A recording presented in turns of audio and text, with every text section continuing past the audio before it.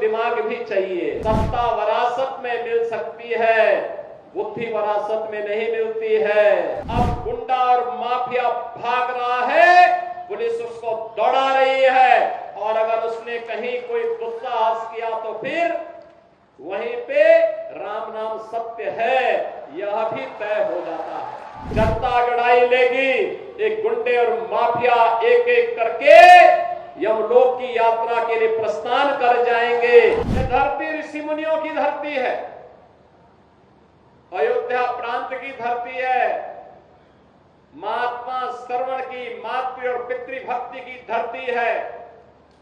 अनेक सिद्धों, संतों, ऋषियों ने अपनी पवित्र साधना से इस धरती को पवित्र किया।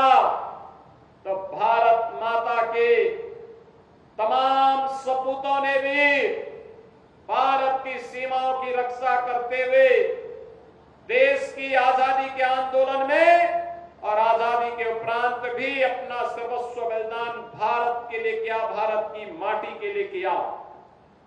यह कर्म साधना की धरती है, श्रम साधना की धरती है, और इसीलिए तो यहां का अन्नदाता किसान भी अपनी मेहनत से देश के विकास में अपना योगदान दे रहा है।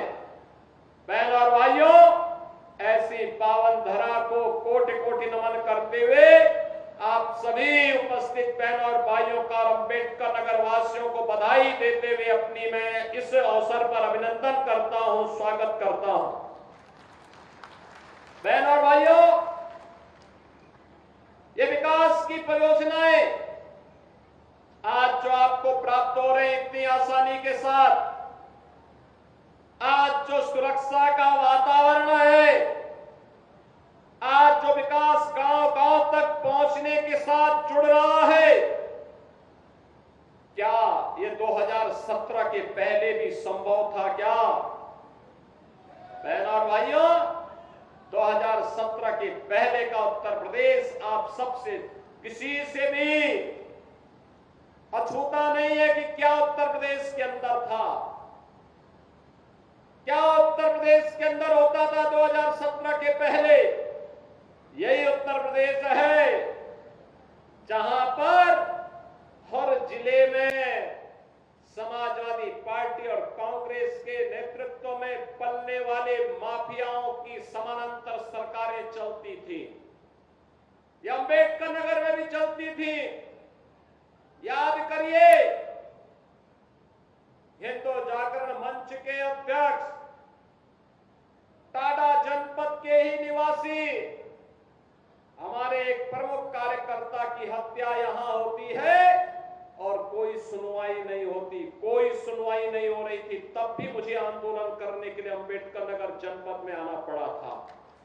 तब भी हम लोगों ने आंदोलन किया था उस माफिया के खिलाफ और समाजवादी पार्टी की सरकार की अराजकता के खिलाफ। कौन ऐसा जिला था, चाहे वह अम्बेडकर नगर जिला रहा हो, अयोध्या रहा हो, मऊ, आजमगढ़, गाजीपुर, प्रयागराज, प्रतापगढ़, सुल्तानपुर, कोई जिला ऐसा नहीं था जहां पर कोई न कोई बड़ा माफिया समानांतर सरकार चला करके आम जनता की आवाज को दबाता था, गरीबों की आवाज को दबाता था, पिछड़ों की आवाज को दबाता था और दलित वंचित योजनाओं से भी वंचित रहते थे। और सरकारें अपनी मौज मस्ती करती थी, उनको इससे कोई मतलब नहीं था, उनकी सरकार रहनी चाहिए, बाकी जाए भाड़ में, यही करते थे वे लोग।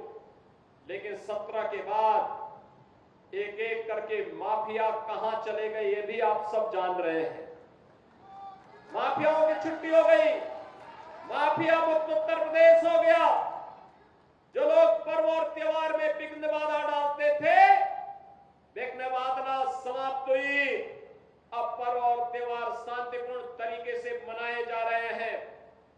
बेटी और व्यापारी की सुरक्षा पर जो खतरा पैदा करते थे वे सभी गायब हो गए और जो बचे हैं वे भी अपनी अंतिम यात्रा की तैयारी कर रहे होंगे। बहनों और भाइयों, मैं तो क्या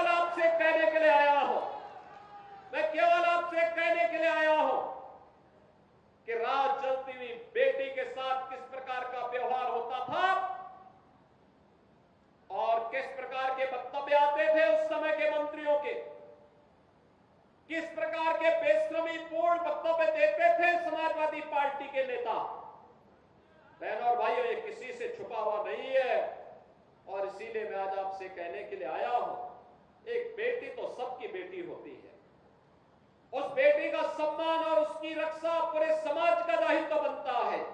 लेकिन ये समाजवादी पार्टी इसका महत्व कहां समझ पाएगी। यहां तो गुंडों की भरपूर फौज खड़ी थी, उनको लेकर के लोग चलते थे, उनको अपना शागिर्द मानते थे। जो जितना बड़ा गुंडा और माफिया होता था, समाजवादी पार्टी में उतना बड़ा ओहदा उसको दे दिया जाता था और समाजवादी पार्टी के लोग इसी में गौरव से बोलते थे कि देखिए ये गुंडा हमारा इस जिले को संभालेगा। उनको नहीं पता था कि जनता अगड़ाई लेगी, एक गुंडे और माफिया एक एक करके यमलोक की यात्रा के लिए प्रस्थान कर जाएंगे और जनता जनार्दन के साथ अन्याय का हिसाब चुकता होगा। याद करिए 17 के पहले, याद करिए 17 के पहले पुलिस पहले भागती थी, पीछे पीछे गुंडे दौड़ाते थे। आज 17 के बाद उल्टा हो गया है।